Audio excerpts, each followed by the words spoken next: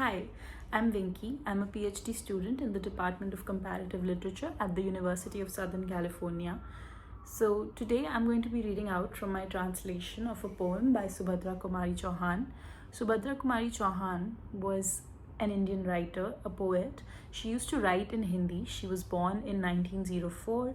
She had a tragically short life, which was cut short by this unfortunate car accident.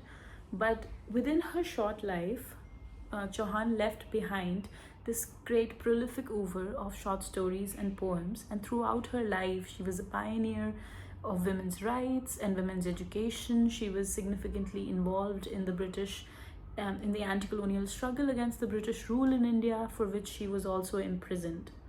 So I'm going to be reading out from a translation that I've attempted of one of Chauhan's poems.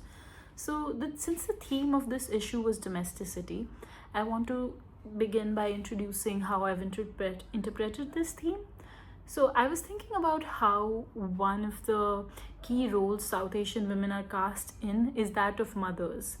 And this idea of motherhood has an incredible affective charge to it, which we will also see in Chauhan's poems. It's an incredibly tender poem, which uses the grammar and idiom of emotion and sentimentality. So what Chauhan's poem does, I think, is that it thinks about the ways in which this role of motherhood manifests in the domestic. It uses language to articulate the intimacy between the mother and her newborn child, and uses that to delineate the gender dynamics and gender roles that permeate the domestic.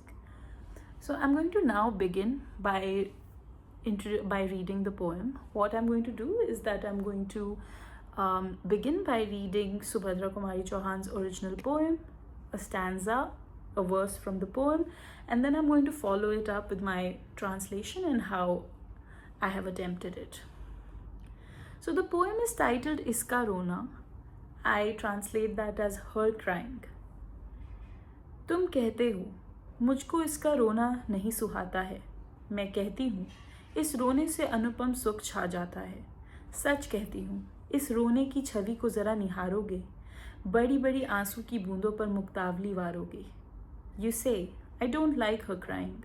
I say, this crying wills incomparable happiness. I speak the truth. If you behold the shadow of this crying for a while, you will dedicate strings of pearls to these big drops of tears. ये नन्हे से होठ और यह लंबी सी सिसकी देखो, यह छोटा सा गला और यह गहरी सी हिचकी देखो। कैसी करुणाजनक दृष्टि है, हृदय उमड़ कर आया है, छिपे हुए आत्मीय भाव को यह उभार कर लाया है। Look at these small lips and this long sigh. Look, this small neck and this deep hiccup. What a touching sight this is. The heart has come surging. It has brought out the hidden intimate feeling.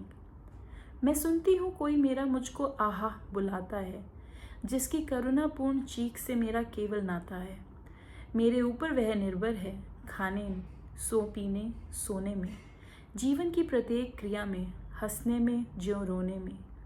I listen, someone my own calls to me, whose compassionate cry I have the only relation to.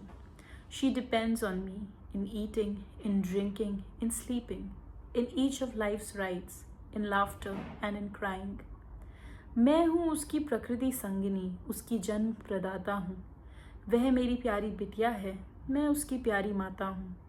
तुमको सुनकर चिढ़ आती है, मुझको होता है अभिमान, जैसे भक्तों की पुकार सुनकर गर्वित होते हैं भगवान। I am her natural companion. I am her life giver. She is my beloved daughter, and I am her beloved mother. You are irritated by her sound, and I am proud, like God elates in the call of the disciples. What the poem does very well, I think, is not just center the mother's affection, but also the mother's labor. It's the work of listening. It's the work of answering the calls of her newborn child. And the father is excluded from this affective labor. It is essentially only performed by the mother within the domestic. And the most radical part, I think, of this labor is the acknowledgement of the voiceless. It's the acknowledgement of the daughter's voice, even as she remains voiceless, and a sentiment that she can only articulate in her cries. I hope you enjoyed this reading. Thank you.